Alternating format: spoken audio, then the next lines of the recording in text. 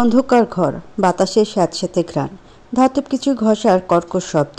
চারজন বখাটে হাত পা বাঁধা অবস্থায় বসে আছে। চোখের সামনে কালো কাপড় বাঁধা, ফলে কিছুই দেখা যাচ্ছে না। কেবল শোনা যাচ্ছে গুটি গুটি পায়ের শব্দ।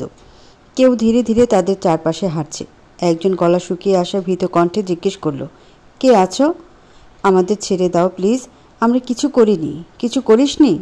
একটা গম্ভীর বরফ ঠান্ডা কণ্ঠস্বর বাতাসে ভেসে এলো। অন্ধকারে চোখ দুটো হিম শীতল বরফের মতো জ্বলছে। ধীর পায়ে সামনে এসে দাঁড়ালো আরুষ। একটা চেয়ার টেনে বসলো, সিগারেট ধরিয়ে ধোঁয়া ছাড়লো তাদের মুখের সামনে। মেয়ে দেখলে গলায় খুব সুর আসে না? চিৎকার করে গান গেয়ে শোনা। একজন ছেলেকে সামনে টেনে আনা হলো। সেই ছিল গানের মূল গায়ক। সবার প্রথমে সুর তুলেছিল। মেহেরের দিকে এর ইঙ্গিত ছিল সবচেয়ে বেশি। ছেলেটার চোখ মুখ আতঙ্কে বিবর্ণ, শরীর কাঁপছে। আরুষ তাকিয়ে রইল। তারপর হঠাৎ দু পায়ের ফাঁকে এত জোরে একটা লাথি মারল, ছেলেটা যন্ত্রণায় চিৎকার দিয়ে উঠল। গান শোনা? গর্জন করে উঠল আরুষ। সুরটা এত তীক্ষ্ণ আর শক্ত ছিল যে ঘরের দেয়াল পর্যন্ত কেঁপে উঠল। চোখ বাঁধা থাকায় কাউকে দেখা যাচ্ছে না।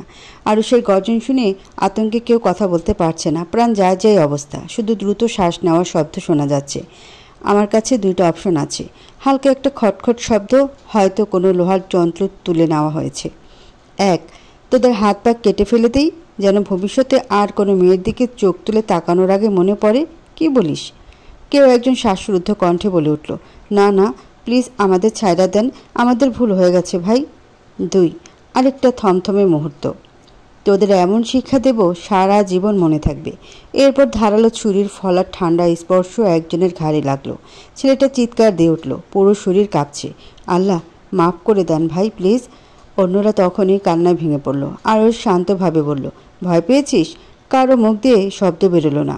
ভালো, এ ভয়টাই তোদের শিক্ষা হয়ে থাকবে। এরপর থেকে মনে রাখবি, রাস্তার কারো বইয়ের দিকে তাকালে তোদের হাত পা আর ওটা জাস্ট পিষে ফেলব। কয়েক সেকেন্ডের জন্য ঘর নিস্তব্ধ। তারপর ওদের ছেড়ে দাও। হুট করে ওদের হাতেরও বাঁধন খুলে দেওয়া হলো। চরম ভয় আর আতঙ্ক নিয়ে ওরা চারদিকে তাকালো। ধোঁয়াটে লাইটের নিচে দাঁড়িয়ে আছে একদল মুখোশধারী লোক, আর পাশের টেবিলে রাখা আছে একটা ভেজা কাপড়, যার রক্তের মতো দেখতে লাগছে, যদিও ওরা জানে না সেটা আসলে রক্ত কিনা। আরুষ এক ঝলক ওদের দিকে তাকিয়ে নিঃশব্দে হাসল। শীতল হুমকি দিয়ে বলল, ভালো ছেলে হয়ে থাকবি, না হলে। সে ছুরিটা টেবিলে গেঁথে দিল। ছেলেগুলো দৌড়ে পালানোর চেষ্টা করছে। মুখোশধারী গার্ডরা ওদের ধরে নিয়ে গেল, হয়তো ছেড়ে দেওয়ার উদ্দেশ্যে। এই রাতের ঘটনা সারা জীবন ওদের জন্য দুঃস্বপ্ন হয়ে থাকবে। ঘড়ির কাঁটার মৃদু শব্দ বাতাসে ভাসছে। মেয়ের ধীরে ধীরে আলমারি খুলে লকারের সামনে দাঁড়ায়। চোখে সতর্কতা, মনে অজানা উত্তেজনা। মেয়ের হাতে তুলে নেয় সাবানের ছাপ দিয়ে তৈরি করা আরুষের লকেটের ডুপ্লিকেট লকেট। আরুষের লকেট সাধারণ লকেটের মতো নয়। মেয়ের সিক্স সেন্স বলছে এটা দিয়ে লকার খুলবে।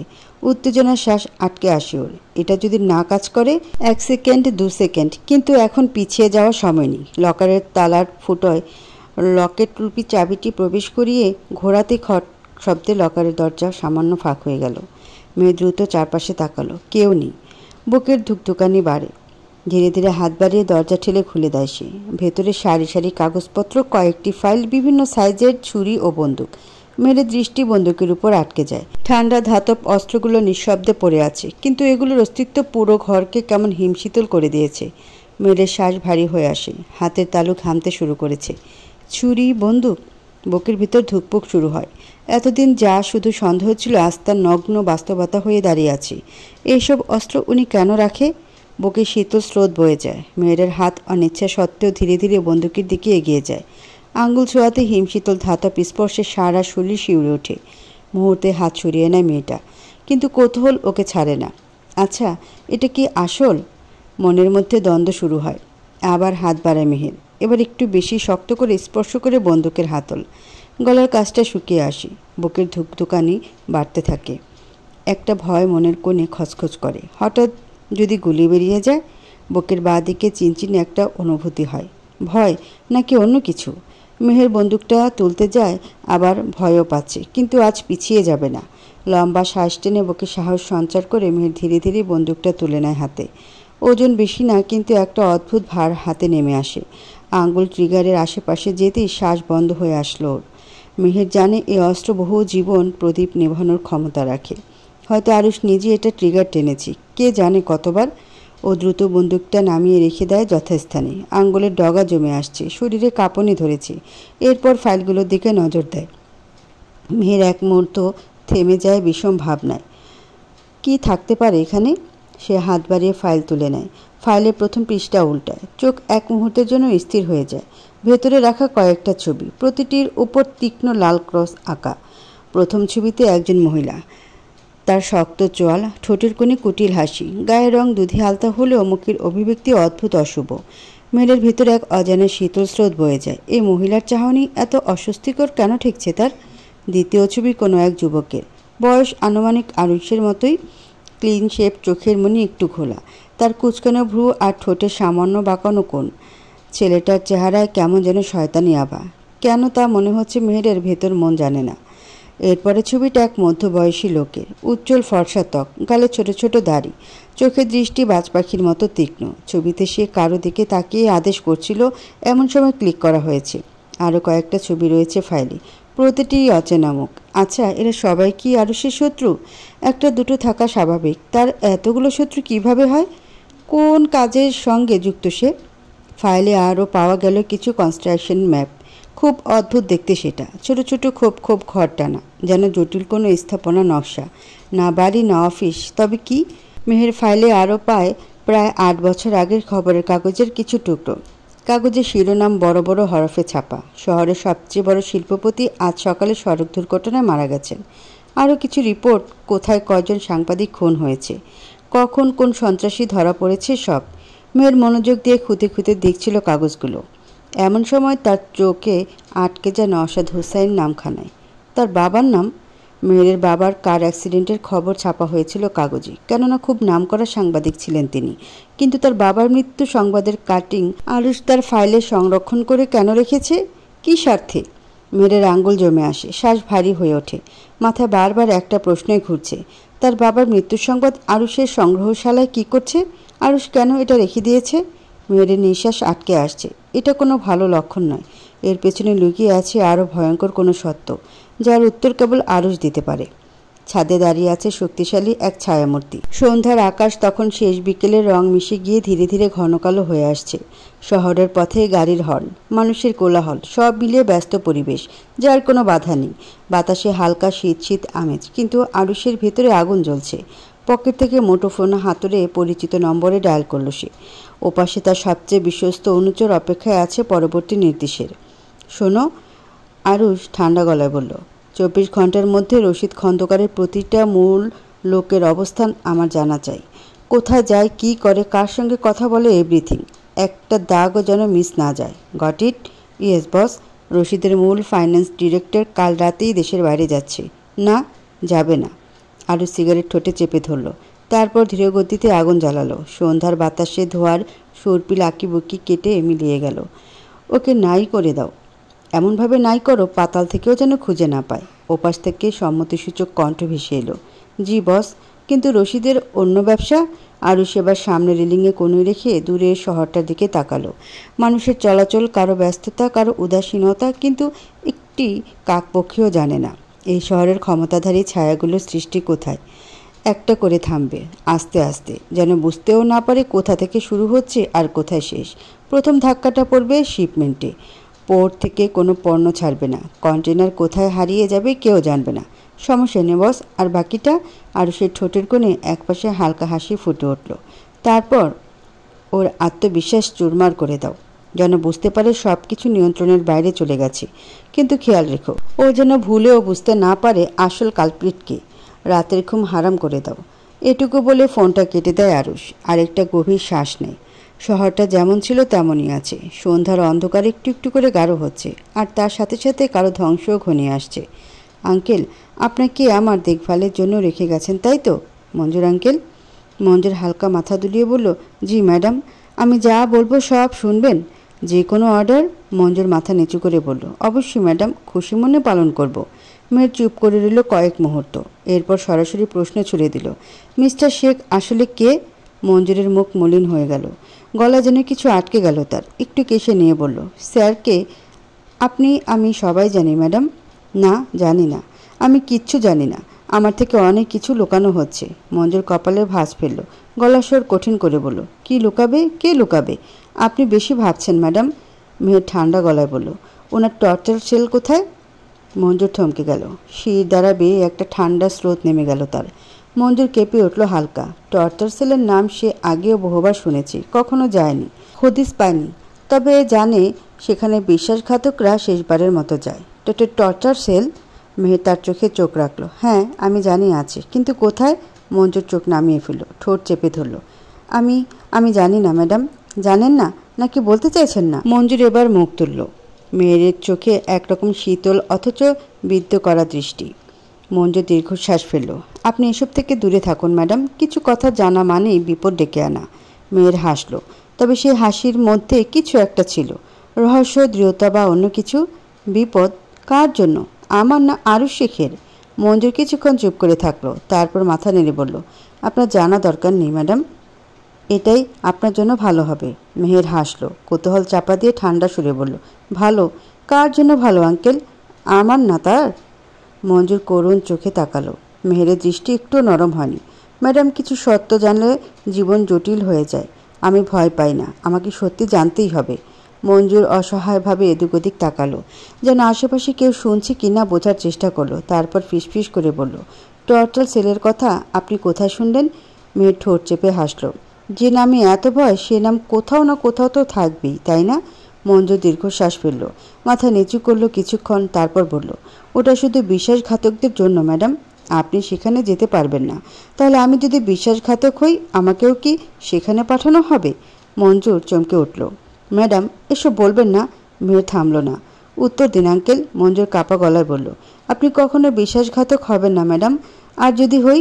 মঞ্জুর আর মুখ খুলল না, কেবল চোখ নামিয়ে ফেলল, যেন উত্তরটা সে নিজেও জানে, কিন্তু মুখে আনতে ভয় পায়। মেয়ের কিছুক্ষণ মঞ্জুরের দিকে তাকিয়ে রইল, তারপর ধীরে ধীরে বলল, টর্চার সেল কোথায় আঙ্কেল? মঞ্জুর এবার উঠে দাঁড়ালো। আমি এ বিষয়ে বলতে পারবো না ম্যাডাম, দয়া করে এ বিষয়ে আর প্রশ্ন করবেন না। মেয়ের উঠে দাঁড়িয়ে তার সামনে গিয়ে বলল, নীরবতা কিচ্ছু লুকাতে পারবে না, আমি সত্যিটা জেনেই ছাড়ব। মঞ্জুর এক মুহূর্ত মেয়ের চোখে তাকিয়ে থাকলো, তারপর একটানা নিঃশ্বাস নিয়ে বলল, সত্য কখনো কখনো খুব তিতো হয় ম্যাডাম, সব দিকে আগুন ধরায়। মেয়ের ঠোঁটের কোণে রহস্যময় হাসি ফুটে উঠল। আগুন নেভাতে নয়, জ্বালাতে এসেছি আমি। মঞ্জুর স্তব্ধ হয়ে গেল। মেহেরের কথাগুলো যেন তার রক্তের ভেতর ভয় আর কৌতূহলের এক অদ্ভুত মিশ্রণ ঢেলে দিয়েছে। এক মুহূর্ত মেহেরের চোখের দিকে তাকিয়ে রইল সে, তারপর ধীরে ধীরে বলল, আপনি জানেন না? আপনি কি চাইছেন ম্যাডাম? মেহের ঠান্ডা গলায় উত্তর দিল, হয়তো জানি না, কিন্তু জানতে চাই। মঞ্জুর কপালে বিন্দু বিন্দু ঘাম জমে উঠল। সে দ্রুত এদিক ওদিক তাকিয়ে নিয়ে গলার সুর আরও নিচু করল, আপনার চারপাশে অনেক কান আছে ম্যাডাম, সব জায়গায় কথা বলা যায় না। মেয়ে সে কথার উত্তর না দিয়ে গম্ভীর সুরে বলল, 2 দিন সময় দিচ্ছি আপনাকে, ঠিকানা বের করুন, যে পাতালেই হোক না কেন। আমার চাই আঙ্কেল। ম্যাডাম আকুতির সুরে বলল, এটাই আমার শেষ কথা। রাত গভীর হয়েছে। বন্দরের লোহার গেটের বাইরে কয়েকটা ড্রাম দাঁড়ানো, ভিতরে বিশাল কন্টেনার বোঝাই মালামাল। রশিদ খন্দকারের ব্যবসায় একটা বড় চালান আজ এখান থেকে ছাড়বে। শিপিং কোম্পানির নামী কর্মকর্তারা তদারকিতে আছে, নিশ্চিন্তে সব কিছু যাচাই করে ছাড়পত্র দিচ্ছে। দূরে অন্ধকারে ঢাকা কোনো এক সীমানায় কয়েকজন ছায়ার মতো দাঁড়িয়ে সব কিছু লক্ষ্য করছে, একেবারে নিঃশব্দ, শুধু অপেক্ষা করছে সঠিক মুহূর্তের জন্য। 4টে ট্রাক বোঝাই করার পর ট্রাক চালকরা গম্ভীর মুখে গাড়িতে উঠে বসে।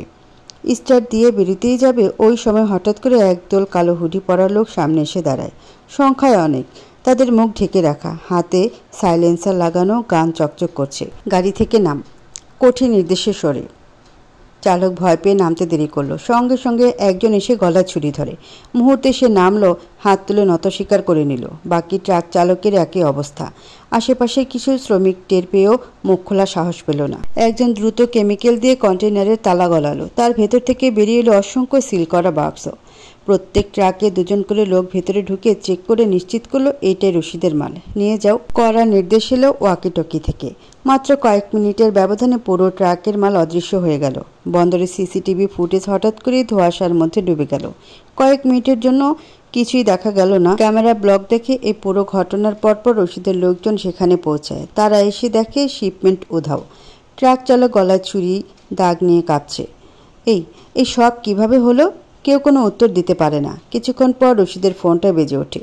ওপাশ থেকে নিঃশব্দে একটা কথাই শুধু শোনা যায়, স্যার, মালামাল উধাও।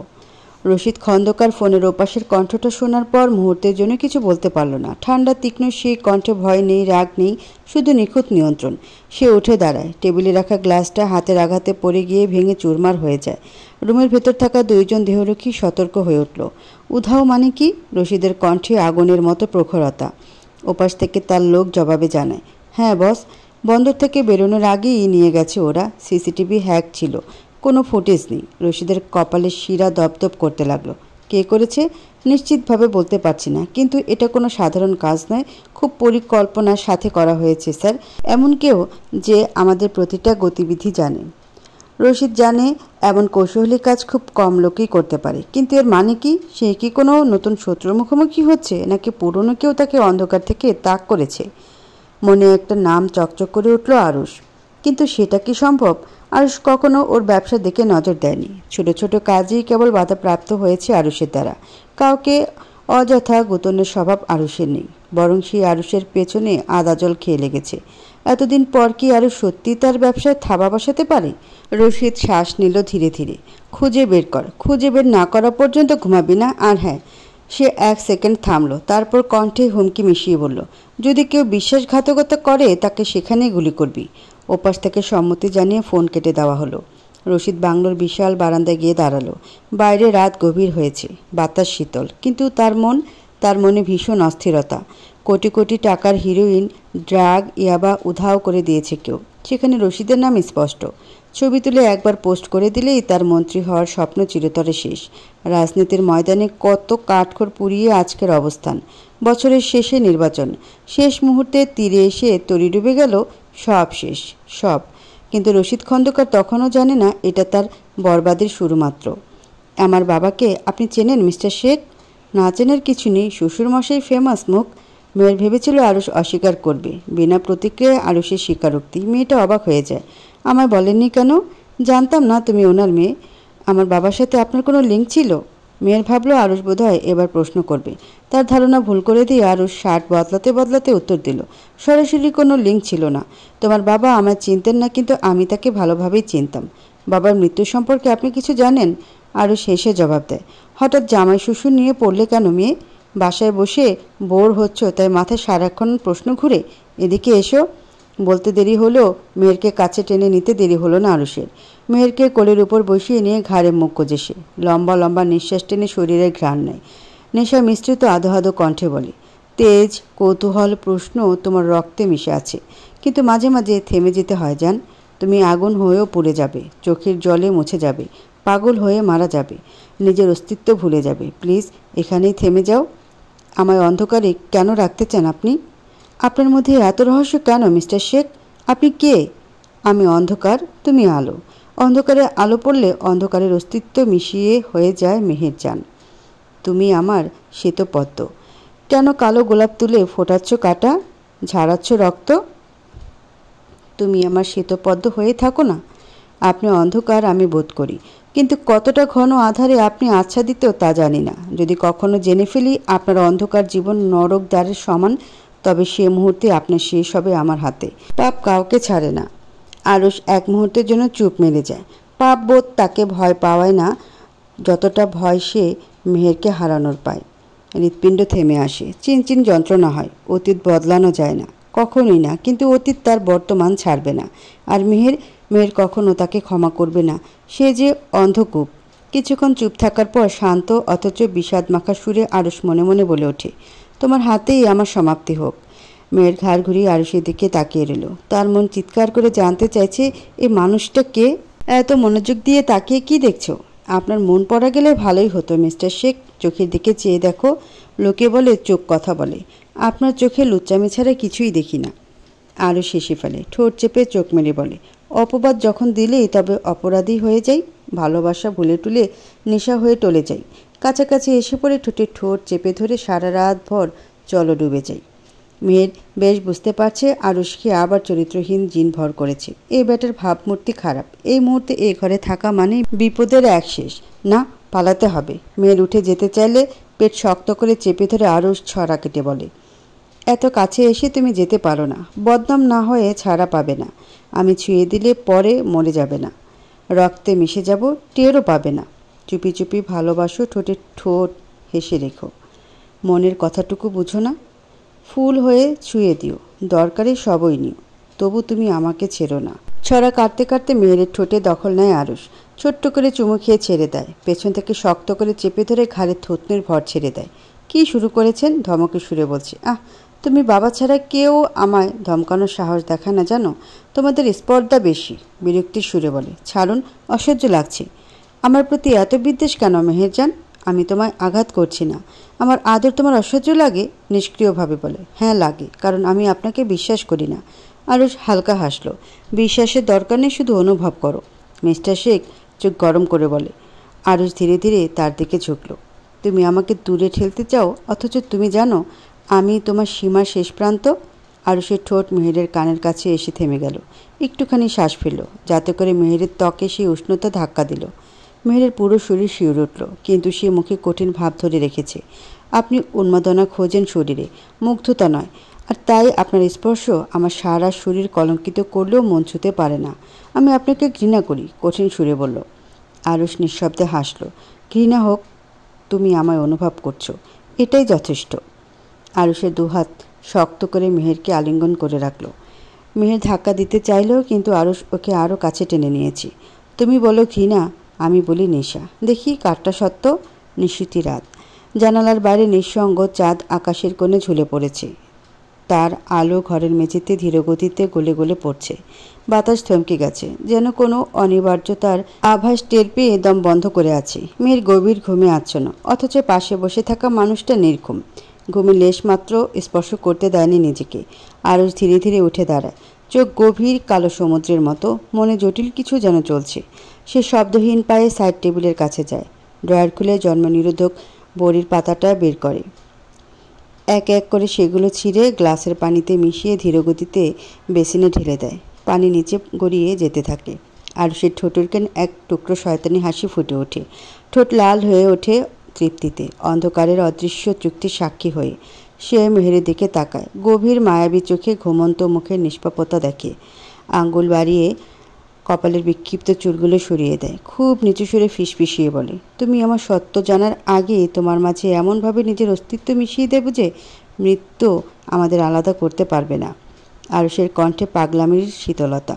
ভালোবাসার নামে এক জেঁকে বসা অধিকার। আরুষ জানে তার হাতে আর কোনো পথ খোলা নেই। মেয়ে শুধুই তার, চিরকাল তারই। সকালবেলার হালকা কুয়াশা এখনো পুরোপুরি মিলিয়ে যায়নি। চারপাশে পাখির ডাক। বাসার পাশে রাস্তা দিয়ে মাঝে মাঝে গাড়ি ছুটে যাচ্ছে। ব্যস্ত শহরের কোলাহলের তুলনায় এখানটা বেশ শান্ত। মেহেরের হাতে চায়ের কাপ। চা ঠান্ডা হয়ে আসছিল, অথচ ভেতরে জ্বলছে হাজারো প্রশ্নের আগুন। মেহেরের ফোনটা হাতের মুঠে শক্ত করে ধরে রেখেছিল। কয়েক মুহূর্তের দ্বিধায় কাটিয়ে পরিশেষে সে কল করে মাহিনুর বেগমকে। কল ধরতে ওনার কণ্ঠে অদ্ভুত এক প্রশান্তি, যেন তিনি জানতেন মেহের তাকে ফোন করবে। মেহের মা, কেমন আছো তুমি? আলহামদুলিল্লাহ, আপনি কেমন আছেন? আমি তো ভালোই আছি মা। আরুষ কেমন আছে? ভালো আছে। আন্টি, আমি একটা কথা জানতে চাই। কণ্ঠস্বরের সংকোচ বুঝতে পেরে মাহিনুর বেগম খানিক থেমে গেলেন, তারপর গম্ভীর সুরে বললেন, আমি হয়তো জানি তুমি কি জানতে চাইছো। আপনি আপনি আরুষ সম্পর্কে কতটা জানেন আন্টি? ফোনের ওপাশে মুহূর্তের জন্য নীরবতা। এরপর একটা ভারী শ্বাস শোনা গেল। 6 বছর থেকে 15 বছর বয়স পর্যন্ত বড় করেছি, এবার বুঝে নাও কতটা চিনি। মেয়েদের কণ্ঠ আরও নরম হয়ে আসে। আমায় বলবেন সবটা প্লিজ আন্টি? তুমি হয়তো জানো আরুষের মা ওকে ফেলে রেখে চলে গেছে। ভাইয়া খুব ভেঙে পড়ে। আরুষকে সামলাতে পারলেও ভাইয়াকে সামলানোর ক্ষমতা আমার ছিল না। বউর অভাব তো আর পূরণ হয় না, তার উপর ভালোবাসার বউ। ভাইয়া মানসিকভাবে অসুস্থ হয়ে পড়ছিল। আমি ঠিক করলাম ভাইয়ের কলেজ ফ্রেন্ড আয়েশার সাথে ওর বিয়ে দেব। বিয়ের পর আয়েশার সবাই সাথে খুব ভালো ব্যবহার করত, আরুষের সাথে আরও বেশি। প্রথমে কেউ বুঝিনি আরুষের জন্য মা নয় শত্রু এনেছি। আয়েশা ওর সাথে কী করতো তুমি জানো? মেহেরের বুকের মাঝে কেমন একটা ব্যথা ছড়িয়ে পড়ল। কী করেছে? ধীরে ধীরে বলো। আয়েশা, ও শুধু নিষ্ঠুর না, সেই সাথে ভয়ঙ্কর। ওর লক্ষ্য ছিল আরুষকে শেষ করে দেওয়া, পাগল বানিয়ে ফেলা। শ্বাস ফেলে বলে, কিভাবে? শরীর ঠান্ডা হয়ে আসে মেহেরের। যখন ভাইয়া আয়েশাকে বিয়ে করে, হয়তো আয়েশার লক্ষ্য ছিল ভাইয়ার ক্ষমতা আর টাকা আত্মসাৎ করা, সাথে ভাইয়াকেও। কিন্তু যখন বুঝলো ও কখনো আরুষকে সরিয়ে ভাইয়ার সম্পদ একা ভোগ করতে পারবে না, তখনই আরুষকে সরিয়ে ফেলার প্ল্যান করে। কি করেছিলেন উনি? শ্বাস আটকে আসে মেহেরের। ছোটবেলায় আয়েশা ওর খাবারে নিয়মিত কিছু ওষুধ মেশাতো। তুমি জানো মেহের, একটা শিশুর মন কতটা নরম হয়? ইচ্ছে করে ও আরুষের উপর মানসিক অত্যাচার করত, বানিয়ে বানিয়ে নানান মিথ্যে বলে ভাইয়াকে ওর চোখে খারাপ বানাতো। আয়েশা হয়তো এটাই চেয়েছিল আরুষ ধীরে ধীরে অনুভূতি শূন্য হয়ে যায়, সত্য মিথ্যার পার্থক্য ভুলে পাগল হয়ে যাক। কি ওষুধ দিতেন উনি? ডাক্তারের কথা অনুযায়ী সাইকোট্রপিক ড্রাগস, নিউরোটক্সিন জাতীয় কিছু, যা ধীরে ধীরে ওর ব্রেন কন্ট্রোল করছিল। তারপর কাপা কণ্ঠে বলল, ভাইয়া যখন সব কিছু টের পেয়ে যায় তখনই আয়েশাকে ডিভোর্স দেয়। কিন্তু ততদিনে অনেক দেরি হয়ে গিয়েছিল। আরুষের মধ্যে ড্রাগের রিয়াকশন শুরু হয়েছিল। ওর মাথায় ধীরে ধীরে অসম্ভব রাগ তৈরি হচ্ছিল। চোখে পানি চলে আসে ওনার। শুধু ক্ষমতার জন্য এত নিচে নামলো? শুধু ক্ষমতা নয় মা, ব্যক্তিগত কোনো আক্রোশ বা সৎ ছেলে হয়তো, তাই আমি সঠিক জানি না। মেয়ের হাত কাঁপতে লাগলো। ফোনের ওপাশে পুপু শাশুড়ির কান্না শুনতে পেল। জানিস মা, এত বছর পরেও ওকে যখন দেখি আমার মনে হয় ওর ভেতরে একটা হারিয়ে যাওয়া বাচ্চা এখনও কাঁদে, যে শুধু একটু ভালোবাসা চেয়েছিল কিন্তু পেয়েছিল বিষ, অন্ধকার আর অবিশ্বাস। মেয়ের চোখ ছলছল করছে। এই সত্যিটা ও কিভাবে মেনে নেবে? আর শুধু শুধু অন্ধকারে ডুবে যায়নি, ওকে ঠেলে ফেলা হয়েছিল ভয়ঙ্কর গহ্বরে। মেহের, তোমাকে আমার ছেলের অ্যাড্রেস ট্রেস করতে বলেছে। খোঁজাখুঁজি কত দূর? স্যার, ম্যাডামকে বোঝাতে পারছি না, কাপা গলায় বলল। শোনো মঞ্জুর, তুমি আমার বাবার খুব বিশ্বস্ত গার্ড। আমি চাই না তুমি অকালে মারা যাও। মঞ্জুর শুকনো ঢোক গিলল, মুখ থমথমে। আলো চমকে সুরে বলল, সেলের 1 কিলোমিটার জুড়ে মাইন পোতা আছে, পা ফেললেই মরবে। স্যার, ম্যাডামকে আমি কিভাবে বোঝাই? অসহায় কণ্ঠে। দৈত্যের মতো শক্তি তোমার, বুদ্ধিতে কি ছুচো? বুদ্ধি খাটাও মঞ্জুর, সব উপায় আমি বাতলে দেব না। মঞ্জুর শুকনো মুখে তাকিয়ে থাকে। স্বামী স্ত্রী দুটোই দাপটে জেদি, কেউ কারো চেয়ে কম না। মাঝখান দিয়ে বেচারা পড়েছে চিপায়। ছে! সন্ধ্যার আকাশে কালো মেঘের আড়ালে চাঁদ লুকিয়ে আছে। জানালার বাইরে কাজ ভেজা যেন কোনো অদৃশ্য কান্না গড়িয়ে পড়ছে। আলোকময় ঘরে ভারী নীরবতা। মেয়ের সোফায় বসে আছে, চোখে দ্বিধা, মনে একরাশ সংকোচ। কিন্তু সে জানতে চায়, আপনার রিহাবের দিনগুলো কেমন ছিল? মেহেরের কণ্ঠ বেশ নিষ্ক্রিয় শোনালো, কোনো প্রতিক্রিয়া নেই।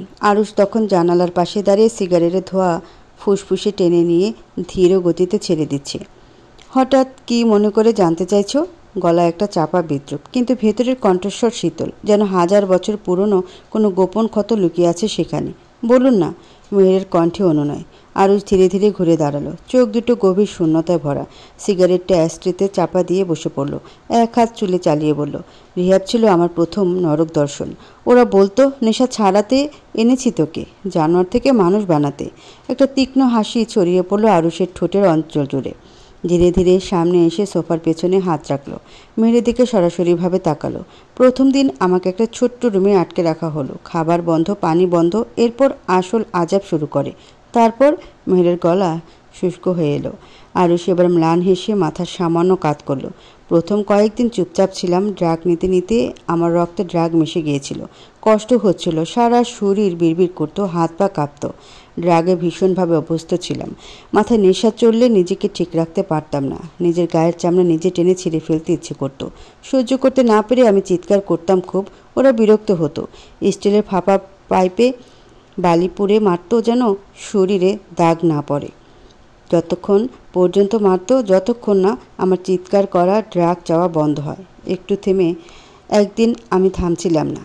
শরীর পুড়ে যাচ্ছিল যন্ত্রণায়। রক্ত মাংস কিসে যেন কামড়ে খাচ্ছিল। সহ্যের বাইরে চলে যাচ্ছিল সব।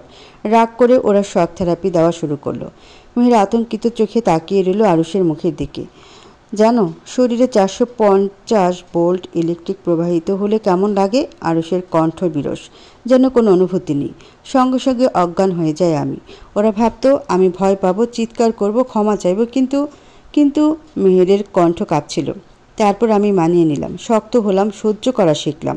আপনার বাবা জানতো ওরা আপনাকে এভাবে টর্চার করে? হ্যাঁ জানতো। বাবা ভেবেছিল আমি হয়তো বদলে যাব। বদলেছি, কিন্তু তাদের মতো করে না। অদ্ভুতভাবে হেসে বলল, তাহলে কেমন করে? ওরা ভেবেছিল আমাকে পুরোপুরি বদলে দেবে, কিন্তু ওরা বোঝেনি আমি তৈরি হয়েছি অন্যরকমভাবে। শক্তি দিয়ে, শাস্তি দিয়ে, বিদ্রুপ দিয়ে। রিহ্যাব আমার জীবনের টার্নিং পয়েন্ট ছিল মেহের। রিহ্যাব ছাড়া কেউ আমায় এত শক্ত করতে পারতো না। আর সে ঠোঁটে বিদ্রুপাত্মক হাসি। ওরা আমার শরীর থেকে নেশা তাড়িয়েছে ঠিকই, কিন্তু ভেতরের আগুন বাড়িয়েছে।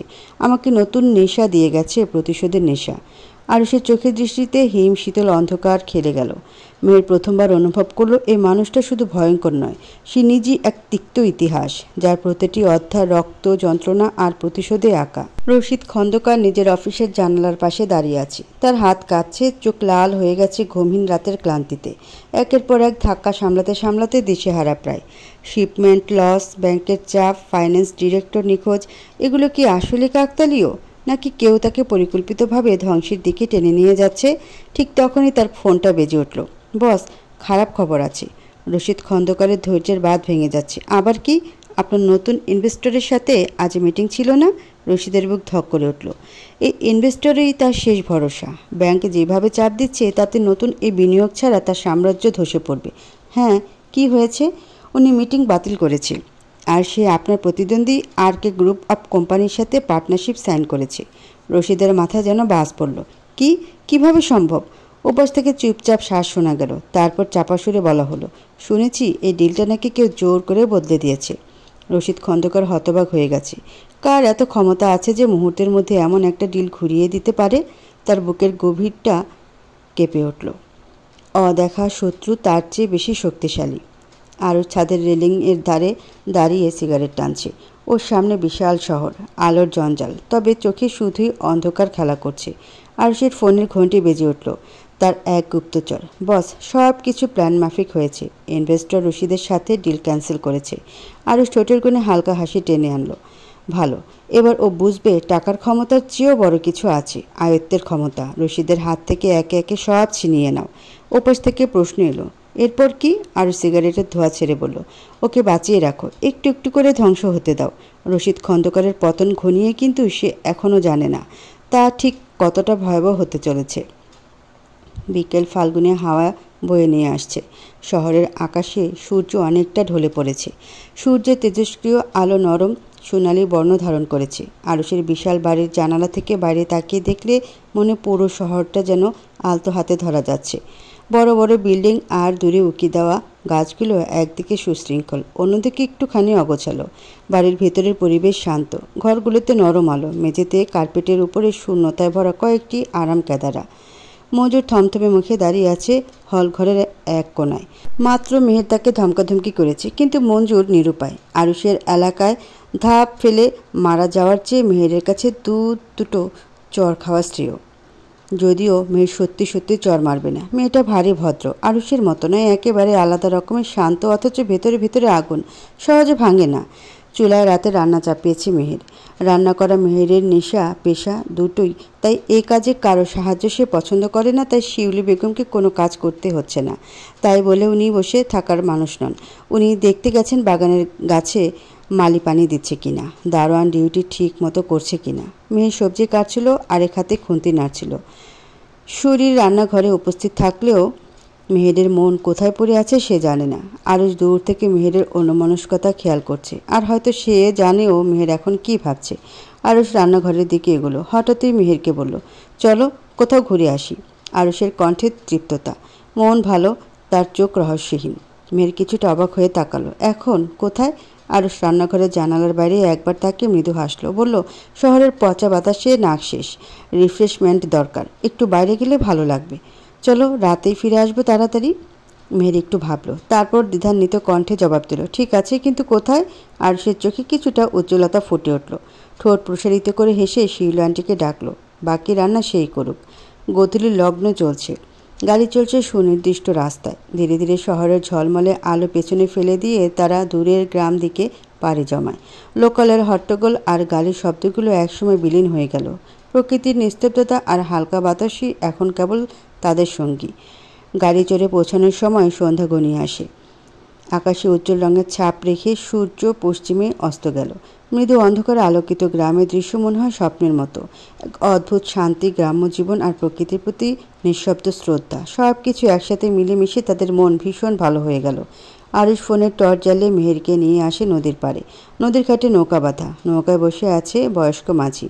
আরুষ মেহেরের দিকে হাত বাড়িয়ে বলে, চলো। মেয়ের অবাক চোখে তাকিয়ে থাকে, মনে মনে ভাবে আরুষ হয়তো পাগল হয়ে গেছে। তাকে নিয়ে বেড়াতে আসার মানুষ আরুষ নয়। রাতে কে নৌকা চড়ে? পাগল হয়েছেন? ফিরবো, চলুন। তোমার স্বপ্নের এত কাছে এসে ফিরে আমি যাব না মেহেরজান, ভয় নেই, চলো। আমি তোমায় ডুবিয়ে মারবো না, জানি তুমি সাঁতার জানো। মেয়ের চোখ পাকিয়ে তাকালো, যার অর্থ সে মোটেও মরার ভয় করে না। আরুষের হাত ধরে নৌকা চেপে বসে মেহের। আরুষ তাকে বসিয়ে দিয়ে বলে, তুমি বসো, 5 মিনিটে আসছি। আপনি আমায় হারিয়ে দিতে এসেছেন না? শহরের পথঘাট চেনা, তাই নদীতে এনেছেন কুমির দিয়ে খাওয়াতে? অসহ্য লোক। তোমার যা তেজ, কুমিরের এত বড় কলিজা নেই যে তোমায় গিলে হজম করবে। কুমিরের পেটের মধ্যে গিয়েও আগুন জ্বালাবে। মেয়ের দাঁত কটমট করে তাকালো, খেপে গিয়ে চাচালো, মিস্টার শেখ। আরুষ বিনা প্রতিক্রিয়ায় পার ছাড়ল। কয়েক সেকেন্ডের মধ্যে রাতের গাঢ় অন্ধকার তাকে গেলে ফেলল যেন। আরুষের অপেক্ষায় মেহের বিরক্ত। জঙ্গলে কার সাথে মঙ্গল করতে গেছে বেটা কে জানে। অজানা অচেনা গা ছমছমে জায়গায় তাকে একা রেখে গেল অভদ্র লোক। আরুষ ফিরতে সময় নিল মিনিট 8। গিয়েছিল খালি হাতে আর ফিরে আসে হাত ভর্তি করে। আরুষের হাতে কাচের বয়াম, বয়ামের ভেতরে আলো জ্বলজ্বল করছে। আরুষের আরেক হাতে একগুচ্ছ লাল জারবেলা, সংখ্যা না হলেও 20খানা হবে। মেয়ের হা করে তাকিয়েছিল। আরুষ মুচকি হেসে নৌকা চেপে বসে, মাঝিকে দাঁড় বাইতে দেওয়ার আদেশ করে। এসব কি? আরুষ ঠোঁটে অমায়িক হাসি ফুটিয়ে বলে, তোমার স্বপ্ন মানে? সে কথার উত্তর না দিয়ে আরুষ মাঝির দিকে এয়ারপড দিয়ে তাকে উদ্দেশ্য করে বলল, মামা আপনি গান শুনুন, এদিকে তাকাবেন না। মাঝি মাথা নেড়ে তাই করল। আরুষ এবার মেহেরের দিকে মনোযোগ দিয়ে তাকায়, কণ্ঠে আবেগ মাখিয়ে বলে, সেদিন তোমার বাসায় গিয়ে তোমার ডায়েরি পড়েছিলাম। জেনেছিলাম 1 বয়াম জনাকি আর একগুচ্ছ জারবেলা ফুল চাও তোমার শখের পুরুষের থেকে। আমি তোমার শখের পুরুষ না, তাই বলে কি ছোট্ট শখ পূরণ হবে না? মেহের বিস্ময় নিয়ে তাকিয়ে থাকে আরুষের মুখে। লোকটা পাগল হয়ে যায়নি তো? আপনার শরীর ভালো আছে? মেহেরের অপ্রত্যাশিত প্রশ্নে আরুষ হাসল। সে হাসিতে ক্লান্তি নেই, নেই কোনো ব্যঙ্গ, আছে শুধু অনন্ত প্রশ্রয়। হ্যাঁ, আজ খুব ভালো আছি, কারণ আমি আজ তোমার স্বপ্ন ছুঁতে পেরেছি। আরুষ নরম করে হেসে মেহেরের দিকে এগিয়ে দেয় জারবেলার গুচ্ছ। আদরে গলায় বলে, তুমি আমার ভালোবাসা নাও, তুমি আমার অপ্রতিরোধ্য নেশা। তোমায় ছুঁয়ে আমার শরীরে নয় হৃদয়ে আগুন জ্বলে, আমার ভেতর কাঁপে। মেহেরজান, আমার মতো নষ্ট মানুষের জীবনে আলোর তাজ তুমি। তোমার পবিত্রতাকে আমার সালাম। তোমার শুদ্ধতা, তোমার শরীরের ঘ্রাণ, সব কিছু আমার কাছে ভীষণ দাম। তোমার সালাম মেহেরজান। অতঃপর মেহেরের দিকে বয়াম দিয়ে মোলায়েম সুরে বলল আরুষ, পৃথিবীর সবচেয়ে সুন্দর পবিত্র নারীটিকে তার ছোট্ট স্বপ্ন আমি উপহার দিলাম। মেয়ের হাত বাড়িয়ে দিয়ে হালকা হাসল। আজ আর তার হাসিতে কোনো ব্যঙ্গ নেই, শুধুই অনুভূতির দমকা ছোঁয়া। জল করা জনকিগুলো দেখে মেয়ে শ্বাস নিতে ভুলে গেল যেন। বাতাসের শীতলতা গায়ের মধ্যে চাদরের মতো জড়িয়ে এলো, অথচ শরীরের ভেতরে কেমন যেন উত্তেজনা দৌড়াচ্ছে। তার কতদিনের শখ। একটা কাজ করে দেবেন বলো? বয়ামের একটা ছবি তুলে দিন, স্মৃতি করে রাখবো। আমার স্মৃতি? আমার স্বপ্নের। আরুষ কোনো কথা না বলে ক্যামেরা বন্দি করে রাখে কাচের বয়াম সহ মেহেরের ছবি। মেহের জানে না জোনাকির মিটমিট আলোয় তাকে কি অপূর্ব দেখাচ্ছে। চোখের কালো মণি দুটো আলোয় জ্বলছে, তার ভিতরে গভীর মায়া, স্পর্শকাতর অনুভূতি। এই মেয়েটার দিকে তাকিয়ে মুগ্ধ না হয়ে থাকা যায় না। ফুলগুলো নৌকার ডিঙ্গিতে রেখে মেহের বয়ামের মুখ খুলল। আরুষ মেহেরের উদ্দেশ্য বুঝতে পারল না, দ্রুত সতর্ক করতে বলল, পালিয়ে যাবে, খুলো না। মেয়ের মুস্কি হাসলো মাত্র। বয়ামের মুখ উদাম করে উঠিয়ে দিল জোনাকিগুলো। মুগ্ধ হয়ে তাদের দিকে চেয়ে রইল। আর আরুষ মেহেরের দিকে। মেহেরের ঠোঁটে ফুটে ওঠা হাসি, চোখে জমাকৃত উচ্ছ্বাস, আনন্দ সব কিছু বড্ড টানছে তাকে। ওই ঠোঁট দুটো, মায়াবী চোখ দুটো কি কোনোভাবে আজীবন তার নামে লিখে নেওয়া যায় না? ছেড়ে যদি দেবে তবে ইচ্ছের খাতায় নাম লিখেছিল কেন? বয়াম শূন্য পড়ে রইল। খারাপ লাগছে না? আমার স্বপ্ন ছিল এক ঝাঁক জোনাকির একসাথে উড়ে যাওয়ার দৃশ্য দেখার। কে বলেছে আজীবন কাচের বয়ামে বন্দি করে রেখে আমি ওদের শ্বাসরুদ্ধ করে মারতে চাই? নিজের শখ পূরণ করতে অন্যকে জোর করে বেঁধে রাখা অন্যায় মিস্টার শেখ। প্রতিটি প্রাণের অধিকার আছে বাঁচার মতো বেঁচে থাকার, মুক্ত বিহঙ্গে উড়ে চলার। সোনার খাঁচায় পাখি সুখ পায় না। আরুষের চেহারা ফ্যাকাশে হয়ে এলো মুহূর্তেই। মেহেরের কথার অর্থ গভীর, কিন্তু না বোঝার মতো নয়। কেন যেন মনে হলো মেহের তাকেই কথাগুলো বলেছে। আচ্ছা, সেও কি সোনার খাঁচায় বন্দি করেছে মেহেরকে? তার অধিকার বোধে মেহেরের দম বন্ধ লাগে। কাচের বয়াম নৌকায় নামিয়ে রেখে ফুলগুলো হাতে নেয় মেহের। আলতো করে ছুঁয়ে দেয় পাপড়িগুলি। নদীতে বয়ে যাওয়া মুক্ত বাতাস ছুঁয়ে যাচ্ছে শরীরের আনাচে কানাচে। বুক ভরে শ্বাস টেনে নেয় মেয়েটা। স্মিত হেসে পুনরায় বলে, আপনি আমার ছোট স্বপ্ন পূরণ করলেন, কিন্তু সবচেয়ে বড় স্বপ্ন সেটাই যে অপূর্ণ থেকে গেল মিস্টার শেখ। মিস করে গেছি। তুমিই বলো। ভালো স্বামী চাই, তার সাথে ইহকাল পরকাল জান্নাতে সুখে কাটাতে চাই। দিতে পারবেন? আরুষ নিঃশ্বাস আটকে রেখে বলল, তোমার সব স্বপ্ন পূরণ হবে, এই একটা ছাড়া। তাহলে আমার কোনো স্বপ্নই স্বপ্ন রইল না, সব আমার জন্য ফিকে। আরুষ উত্তর দিতে পারল না। সে নষ্ট মানুষ, কি করে ভালো মানুষ হওয়ার মিথ্যে স্বপ্ন দেখাবে? সবাই জীবনে ভালো হতে পারে না, ভালো সবার জন্য নয়। মেহের আরুষের উত্তরের অপেক্ষায় ছিল। ওকে নিরুত্তর পেয়ে ফস করে নিঃশ্বাস ছাড়ল। নিস্তব্ধ আর স্নিগ্ধ চারপাশের দৃশ্য দেখতে লাগলো। নদীর শান্ত পানিতে ভেসে চলছে নৌকা। তাদের চারপাশে শুধু নদীর পাড়ে থাকা গাছগুলোর ছায়া আর জলের টুকটুক শব্দ। রাতের সৌন্দর্য অমলিন জোনাকিগুলো নদীর ওপর উড়ে বেড়াচ্ছিল নিজ ছন্দে। তাদের ছোট ছোট আলোর ঝলক নদীর পানিতে কখনো কখনো প্রতিফলিত হচ্ছে। মেহেরের চোখে এক ধরনের মুগ্ধতা। মন খারাপ বেশিক্ষণ টিকল না। শরীর মনের শীতল শিহরণ হাড় হিম করে দিচ্ছে। ঠান্ডা হাওয়ায় লোমগুলো দাঁড়িয়ে গেছে। মেহের আরুষের পাশে বিড়াল ছানার মতো গা ঘেঁষে বসে। বেজায় ঠান্ডা লাগছে তার। আরুষ মেহেরের অবস্থা টের পেয়ে গা থেকে ব্লেজার খুলে তাকে দেয়। কোমল কণ্ঠে বলে, পরো, ঠান্ডা লাগবে না। বাড়তি কথা খরচ না করে মেহের সঙ্গে সঙ্গে পরে নিল ব্লেজারটা। ব্লেজার গায়ে চড়িয়ে সরে বসতে চাইল। আরুষ হাতের শিকলে আটকে নেয় মেহেরের বাহু। ধমকে সুরে বলে, আমি রোবট? আমার শীত করে না? নিষ্ঠুর মেয়ে, কাছে বসো, সরবা না। বলা শেষে কোমর আগলে কাছে টেনে নেয় মেহেরকে। মেহের চুপ মেরে আরুষের আবছা মুখের দিকে তাকিয়ে থাকে। লোকটা শ্যামকালো হলেও দেখতে মন্দ না। স্বাভাবিকভাবে হাসলে, মাথা দুলিয়ে চুলগুলো ঝাঁকালে দেখতে দারুণ লাগে তাকে। এই ঝাঁকড়া কোকড়া চুলের তাকে ভারী মানায়। কিন্তু নিকোটিনের আঁচে পুড়ে যাওয়া কালো ঠোঁট মেহেরের বড্ড অপছন্দের। মাঝে মাঝে ওর মনে হয় এ পোড়া ঠোঁটের মতো আরুষের জীবনেও বহু পোড়া দাগ আছে। কোনোটা কালো কুচকুচে, কোনোটা রক্তলাল ক্ষত বিক্ষত। ভেতর মন তাকে ফিসফিস করে বলে, না জানি তার ভেতরে কত অন্ধকার লুকায়িত। সহ্য করার মতো হবে তো? আরুষের কাজ সংলগ্নে মেহেরের মাথা নোয়ানো। প্রথমবার আরুষ তাকে নরম হাতে ছিল, বুকের পাশে জায়গা করে দিল। এই লোকটাকে যত ঘৃণা করতে চায় ততই নিয়তি তার বেদনার ইতিহাস মেহেরকে শোনায়। এভাবে কি ঘৃণা করা যায়? মেহেরের বুকে অন্যরকম অনুভূতি হচ্ছে। আরুষের গায়ে লেগে থাকা স্বামী স্বামী গন্ধ, শরীরের উষ্ণতা, আরুষের উপহার সব কেমন মায়াময় ঠেকছে। শুধু একটা জিনিস মিসিং, আরুষের ভালো হয়ে যাওয়া, স্বাভাবিক হয়ে ফিরে আসা। তার স্বামীর কি খারাপ হওয়া মানায়? এবার মেহেরের কান্না পেয়ে গেল। চোখজোড়া চকচক করছে নোনা জলে। ভাঙা সুরে সে আরুষের উদ্দেশ্যে বলল, আপনি প্লিজ ভালো হয়ে যান। মেহের কাছে আরুষের বুকের ভিতর ছ্যাদ করে উঠল। মেহের তো সহজে কাঁদে না, কি হলো ওর? তুমি ঠিক আছো? আরুষ নতুন করে প্রশ্ন না করে নীরবতা ধরে রাখল। আক্ষেপ করে মন বলে উঠল, আমি তোমার পোড়া নিয়তি। তুমি ফুল, আমি পুরোটাই ক্ষতি। তোমার মামা চিন্তায় অস্থির হয়ে যাচ্ছে, আর তুমি বসে বসে গান শুনছ হৃদ। আয়েশা খন্দকার বিরক্তি নিয়ে কথা ছুড়ে দেয় হৃদের দিকে। তার চোখে অসহিষ্ণুতা, কণ্ঠে চাপা ধমক। ঠোঁটের এক পাশ বাঁকা করে উপহাস প্রকাশ করে হাসল হৃদ। সেই হাসিতে বিদ্রুপ লুকিয়েছিল, যেন কেউ একটা নোংরা কৌতুক করছে। তোমরা হলে ভিখারি, ফকিনীর মতো 2 টাকার জন্য মামা পাগলামি করছে। হৃদ হেলান দিয়ে আয়েশার মুখের দিকে তাকিয়ে বড্ড অনাদরে সুরে বলল, আমি তোমাদের জিনিসে লোভ করি না মম। আমার বাপের যা আছে আজীবন পায়ের উপর পা তুলে খাবো, বুঝলে? আয়েশা খন্দকার ওর কথায় পাত্তা দিল না। চোখ শুরু করে বলল, আরুষ বেঁচে থাকতে তোমার বাবার সম্পদ ভোগ করতে পারবে বলে মনে করো? হৃদের ঠোঁটে একটা বনো হাসি ফুটে উঠল, গভীর হিংস্র ভয়ানক। আরুষ থাকবে না মম। হৃদের কণ্ঠস্বর শান্ত শোনালো, তা যে ভয়ঙ্কর তাতে কোনো সন্দেহ নেই। আয়েশা খন্দকার ও স্ত্রী দৃষ্টিতে অদ্ভুত কিছু খুঁজে পেল। সে ধীরে ধীরে উঠে দাঁড়ালো। জানালার কাছে নিজের প্রতিবিম্ব দেখে মৃদু হাসলো। আঙ্গুলের ডগায় সিগারেটটা ঘুরিয়ে বলল, ওর বাড়ি গাড়ি, প্রপার্টি, বিজনেস, বাবা, এমনকি ওর বউ, সব আমার চাই মম, এভরিথিং। হৃদের চোখে পৈশাচিকতা, ঠোঁটে হিংস্রতা দেখা যাচ্ছে। আয়েশা খন্দকারের বিষাক্ত চাহনির সামনে হৃদের হিংস্রতা আড়াল হলো না। সে মনে মনে শয়তানি হাসি হাসল। নিজেকে সার্থক পরিচালক বলে মনে হচ্ছে তার। হৃদকে সে যেমনটা তৈরি করতে চেয়েছিল, হৃদ তার চেয়েও বেশি জঘন্য। আয়েশা খন্দকারের মাথায় কুবুদ্ধিগুলো জটলা পাকিয়ে আছে। নতুন কি ফাঁদ পাতা যায় তাই ভাবছে। সকালের মিষ্টি আলো ধীরে ধীরে চারপাশে ছড়িয়ে পড়ছে। প্রকৃতি তার নিজ নিয়মে দিন শুরু করার প্রস্তুতি নিচ্ছে। শীতল বাতাসে মিশে আছে স্নিগ্ধতা। গাছপালাগুলো নরমভাবে দুলছে, পাখিরা উড়ে বেড়াচ্ছে। তাদের কিচিরমিচির গানের শব্দ প্রকৃতির সান্নিধ্যে ভীষণ শান্তি ছড়াচ্ছে।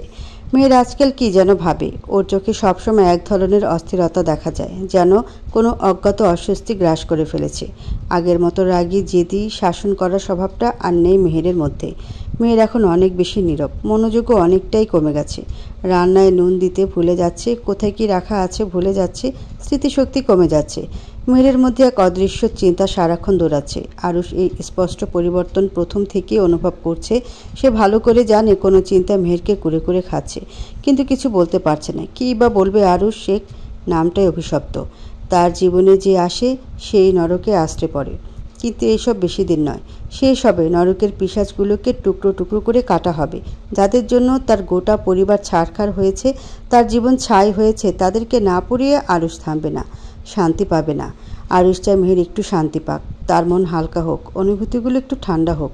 সে তো ডিজার্ভ করে না এসব। ফুলের মতো নিষ্পাপ স্নিগ্ধ মেয়েটাকে আরুষ জ্বালিয়ে পুড়িয়ে ক্ষতবিক্ষত করে রেখেছে। মেহের তার শ্বেতপদ্ম, অথচ তার দোষে শ্বেতপদ্ম শুকিয়ে যাচ্ছে, মারা যাচ্ছে। এর জন্য আরুষ ঠিক করেছে মেহেরকে এমন এক জায়গায় নিয়ে যাবে যেখানে ও কিছুটা শান্তি খুঁজে পাবে। একটু অন্যরকম পরিবেশে নিজের মধ্যে প্রবাহিত সব চিন্তাগুলোকে সাময়িক ভুলে যাবে। তুমি আজকে আমার সঙ্গে রিসোর্টে যাবে। মেয়ের এক পলক অনুভূতির শূন্যের মতো তাকিয়ে বলল, যেতেই হবে? হ্যাঁ, কাজ আছে ওখানে। আরুষের কথা মেনে নেয় মেহের। গা ছাড়া ভাবটা কিছুটা কমায়, কিন্তু মনের মধ্যে এখনও কিছু অস্থিরতা কাজ করছে। মেহের জানে না এই রিসোর্টের পরিবেশ ঠিক কীভাবে তাকে বদলে দেবে। জায়গাটা আদৌ কি তাকে কিছুটা শান্তি দেবে? ওরা রিসোর্টে এসে পৌঁছায় রাত 8টার পর। রাতের আকাশে চাঁদ উঠেছে, জ্যোৎস্নার আলোক উজ্জ্বলতার চারপাশ মহাচ্ছন্ন। কিন্তু মেহেরের মনে এখনও সংকোচতা। সে ঘুমোতে চায়, কিন্তু ঘুম আসছে না। শরীর ক্লান্ত, কিন্তু মন অস্থির। অজানা কিছু ভয় বা অস্বস্তি কি যেন তাকে ঘিরে রেখেছে। মনে হচ্ছে কিছু একটা ঘটবে, কিছু একটা তার দিকে এগিয়ে আসছে ঝড়ের মতো, কিন্তু কি সেটা তা জানে না। আরুষের পিছু পিছু একটা ঘরে ঢুকে মেহেরের পা থেমে যায়। মেহেরের পা থমকে গেল। চোখের দৃষ্টি ধীরে ধীরে চারপাশে ঘুরল। দেয়ালের রং, ল্যাম্পশেড, জানালার পর্দা সব কিছু যেন কোথাও দেখা, কোথাও অনুভব করা। থামলে কেন? এসো। মেহের ঘুরে তাকালো না, বরং দরজার ফ্রেমে আঙুল ছুঁয়ে অজান্তেই শক্ত করে ধরল। ঠোঁট দুটো ক্ষণিকের জন্য কাঁপল। তারপর ধীর কণ্ঠে বলল, আমি কি এখানে আগেও এসেছি মিস্টার শেখ? আরুষ এগিয়ে এলো, ঠান্ডা অথচ গভীর এক দৃষ্টিতে তার দিকে তাকিয়ে বলল, তোমার মনে নেই আমাদের বিয়ে রিসোর্টে হয়েছিল? এটাই আমাদের বাসর ঘর। মেয়ের নিঃশ্বাস ভারী হয়ে তাৎক্ষণিক চোখের ভিতর পুরনো ক্ষত দাও দাও করে জ্বলে উঠল। চোখ বাঁকা হাসিতে বেঁকে গেল। কণ্ঠে হাহাকার টেনে মেহের বলল, ভুলিনি। কারো সর্বনাশের ইতিহাস কেউ ভুলতে পারে না। মেহের কণ্ঠস্বরে রাগ, ঘৃণা, বেদনার গভীর ছাপ। যেন এই দেয়ালগুলোও সে ব্যথা অনুভব করতে পারছে। আরুষ এক মুহূর্ত মেহেরের দিকে তাকিয়ে রইল, অতঃপর একদম মেহেরের সামনে এসে দাঁড়ালো। তার চোখ গভীর ধোঁয়াটে, সেখানে একটা তীব্র অনুভূতি খেলা করছে, কিন্তু মেহের তা বোঝার চেষ্টা করলো না। তুমি যদি সত্যি এতটাই ঘৃণা করতে, তাহলে এখনও আমার সামনে দাঁড়িয়ে থাকতে না। আরুষের কণ্ঠে আত্মবিশ্বাস, স্পষ্ট অধিকারবোধ। মেহের খানিক কেঁপে উঠল, তবে এক মুহূর্তও চোখ নামালো না। আপনার যা ভাবার ভাবুন মিস্টার শেখ, কিন্তু একটা কথা মনে রাখবেন, জীবনের সর্বনাশের গল্পকে কেউ ভালোবাসার গল্প বানায় না। মেহেরের কণ্ঠস্বর মেঘের গর্জনের মতো তীক্ষ্ণ। আরুষ মৃদু হেসে ফেলল। ঠান্ডা গভীর শান্ত কণ্ঠে বলল, ভালোবাসার গল্প? না মেহেরজান, আমাদের গল্পটা প্রতিশোধের, জেদের আর ক্ষমতার। আরুষ এক ঝটকে মেহেরের হাত ধরে তাকে কাছে টেনে নিল। প্রতিশ্রুতি দেওয়ার মতো করে শক্ত কণ্ঠে বলল, আর এই গল্পের শেষটা আমিই লিখব মেহেরজান। মাঝরাতে মেহেরের ঘুম হালকা হয়ে এলো। অস্বাভাবিক এক নড়াচড়া টের পেয়ে তার চোখ খুলে গেল। অন্ধকারের মধ্যে অনুভব করলো পাশে শূন্যতা। আরুষ বিছানায় নেই। মেয়ের আলতো করে উঠে বসলো। চোখ ধীরে ধীরে অন্ধকারে অভ্যস্ত হলো। চোখ গেল দরজার দিকে। আরুষ ধীর পায়ে বেরিয়ে যাচ্ছিল। তার চলাফেরায় ছিল অদ্ভুত রকমের স্থিরতা। সে নিজের গন্তব্য সম্পর্কে নিশ্চিত, কিন্তু কাউকে টের পেতে দিতে চায় না। তারপর নিঃশব্দে দরজা খুলে বেরিয়ে গেল। মেয়ের বুকের ভিতর অজানা আশঙ্কায় ধকধক করে উঠল। আরুষ চুপি চুপি কোথায় যাচ্ছে? অস্থিরতা যেন তার শ্বাস আটকে দিল। মেয়ের আর এক মুহূর্তও বসে থাকতে পারল না। তার পা আপনাতেই নেমে এলো মেঝেতে, শব্দহীনভাবে। সন্দেহ আর কৌতূহল তাকে ঠেলে নিয়ে চলল অন্ধকারের গভীরে, যেখানে হয়তো আরুষের আরও গোপন কোনো অধ্যায় লুকিয়ে আছে। মেয়ের নিঃশব্দে দরজার ফাঁক দিয়ে প্রথমে উঁকি দিল, অতঃপর সে আরুষের পিছু নিল, নিঃশব্দে নিঃশ্বাস পর্যন্ত আটকে রেখে। চারপাশ নিস্তব্ধ, শুধু দূর থেকে রাতের পাখিদের ডাক শোনা যাচ্ছে। করিডোর সম্পূর্ণ ফাঁকা, দু একটা ছোট ছোট শৌখিন লাইট জ্বালায়, অন্ধকার নেই। মৃদু আলোয় দেখা যাচ্ছে সব কিছু। আরুষের দীর্ঘ ছায়া সাফেদ মেঝেতে পড়ছে, তার প্রতিটি নিঃশব্দ পদক্ষেপের সঙ্গে ছায়াটাও এগিয়ে যাচ্ছে। মেয়েদের বুক ধুকপুক করছে, তবু সে পিছু হটল না। আরুষ করিডোর দিয়ে সোজা হেঁটে যাচ্ছে রিসোর্টের এক নির্জন অংশের দিকে, যা দিনের আলোতেও রহস্যজনক লাগে, যেখানে কোনো অতিথির যাওয়ার অনুমতি নেই, এমনকি কর্মচারীরও না। মেয়ের আরেকটি এগিয়ে নিয়ে দেখল আরুষ থেমে দাঁড়িয়েছে করিডোরের শেষ প্রান্তের একটা পুরনো পেন্টিংয়ের সামনে। পেন্টিংটা যথেষ্ট বড়, লাল কালো রং মিশিয়ে করা, জিনিসটা দেখতে অভিনব। বহুদিন সাফ সাফাই না করা ধুলো পড়েছে, ফলে পেন্টিংয়ের উজ্জ্বলতা অনেকাংশে কমে গেছে। আরুষ চারপাশে একবার তাকায়, নিশ্চিত হতে কেউ আছে কিনা। মেয়ে দ্রুত দেয়ালের আড়ালে লুকিয়ে পড়ে, নিঃশ্বাস বন্ধ করে অপেক্ষা করতে থাকে। আতঙ্কে তার বুক টিপ টিপ করছে। সে আরুষকে ভয় পায় বিষয়টা এমন নয়, তাকে আরুষের রহস্য ধরতে হবে, এখনই ধরা পড়লে চলবে না। সে এও জানে না তার জন্য কি অপেক্ষা করছে। সব মিলে অস্থিরতা, উত্তেজনা জেগে বসেছে হৃৎপিণ্ডে। কয়েক মুহূর্ত পর মেহের অতি কৌশলে উঁকি দিল করিডোরে। আরুষ নেই। মেয়ে দ্রুত পেন্টিংয়ের সামনে গিয়ে দাঁড়ায়, চারিদিকে দৃষ্টি ঘুরিয়ে দেখার চেষ্টা করে আরুষ কোথায় গেছে। আর তো কোনো পথ নেই যাওয়ার, চারিদিকে দেওয়াল। তবে কি হাওয়া হয়ে গেল? সন্ধ্যার মাথা ব্যথা জেঁকে বসলো আবারও। রাগে শরীর বিড়বিড় করছে। শয়তান লোকটা চোখে ধুলো দিয়ে কোথায় গেল? এক মিনিট আরও সেই পেন্টিংয়ের সামনে কি করছিল? মেয়ের ভ্রু কুঁচকে মনোযোগ নিক্ষেপ করে তাকা ছবিটির দিকে। স্বাভাবিক পেন্টিংয়ের চেয়েও বড় জিনিসটা। রিসোর্টের এক কোনায় অযত্নে এটা ফেলে রাখার কারণ কি? মেয়ের হাত দিয়ে ছুঁয়ে পেন্টিংটা সরানোর চেষ্টা করলো। অবাক করা বিষয়, একটু ঠেলা দিতেই বেরিয়ে এলো লোহার তৈরি ছোটোখাটো দরজা। মেয়ের চমকে উঠল, কি নিখুঁত দক্ষতায় দেয়ালের সাথে অ্যাটাচ করা। মেয়ের হাত রাখে লোহার দরজার হাতলে। হাত দিতেই শীতল অনুভূতিতে শিউরে উঠে তার সর্বাঙ্গ। সে থেমে যায়। এক মুহূর্ত দাঁড়িয়ে থেকে নিজেকে ধাতস্থ করে বিসমিল্লাহ বলে দরজা ঠেলে ভেতরে প্রবেশ করে। ভেতরে গাঢ় অন্ধকার। মেহের একটু এগিয়ে যেতে বেসামাল হয়ে পড়ে যেতে নিল। নিচে লোহার সিঁড়ি আছে, যা অন্ধকারে আড়াল করে রেখেছে। নিজেকে অতি কষ্টে সামলে সে হাতুড়ে সিঁড়ির রেলিং ছুঁল। গাঢ় অন্ধকারের মাঝে অনুমান করে ধীরে ধীরে ধাপ ফেলে সিঁড়িতে। প্রতিবার পা ফেলার সঙ্গে সঙ্গে পদধ্বনি প্রতিধ্বনিত হচ্ছে, কিন্তু মুহূর্তে সেগুলো মিয়ে গিয়ে এক মুহূর্ত নিস্তব্ধতার সৃষ্টি হচ্ছিল, যেন অন্ধকারে প্রতিটা শব্দ শুষে নিচ্ছে। শ্বাস টানতে গিয়ে মেহেরের শরীরে অচেনা শিহরণ সৃষ্টি হচ্ছে, তবু সে স্থির ছিল। প্রতিটি ধাপে হালকা নিঃশ্বাস নিয়ে সামনের দিকে এগোচ্ছিল। অনেকটা সময় নিয়ে মেহের নিচে নামলো। ততক্ষণে তার দৃষ্টি অন্ধকার অভ্যস্ত হয়ে গেছে। এখন আর আগের মতো গাঢ় অন্ধকার বোধ করছে না। নিচে নেমে মেহের বুঝলো কম করে সে 20 ফিট নিচে দাঁড়িয়ে আছে।